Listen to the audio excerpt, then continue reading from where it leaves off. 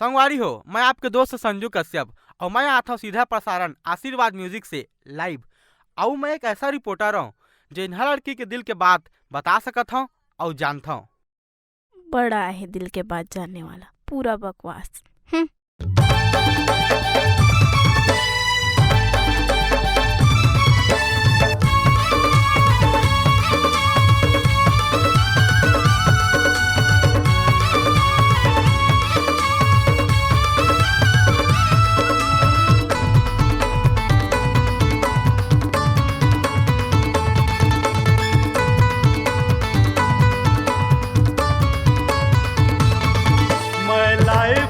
आशीर्वाद ले तोर टीवी तोर हर सवाल के रानी मैं जवाब दे हूँ रे।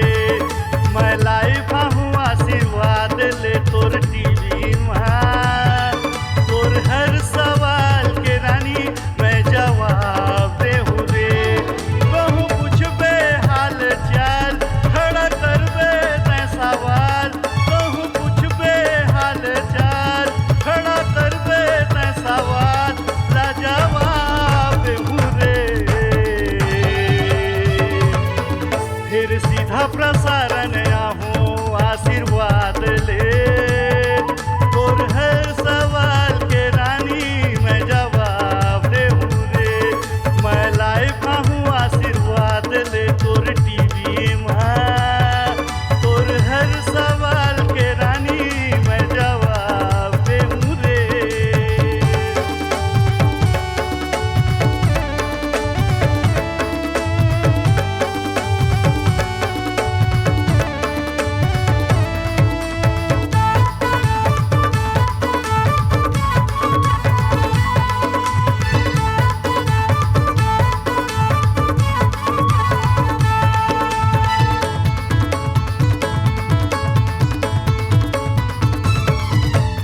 मौसम के जानकारी देहूँ कब होगी बरसात रे, कब आही माया मिलन है कब होगी मुलाकात रे।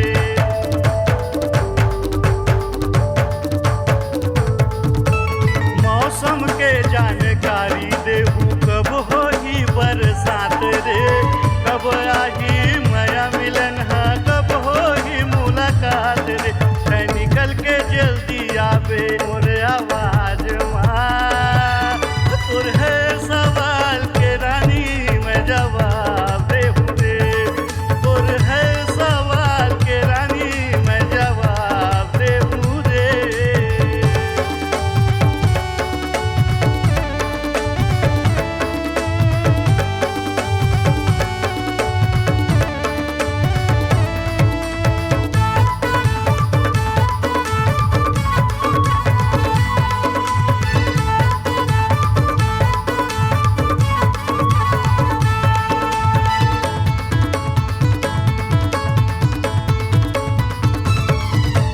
सर्दी महीना ऐसे आही हल्का बारिश आही रे, मिलन महीना जल्दी आही जीवा जा जुड़ाही रे।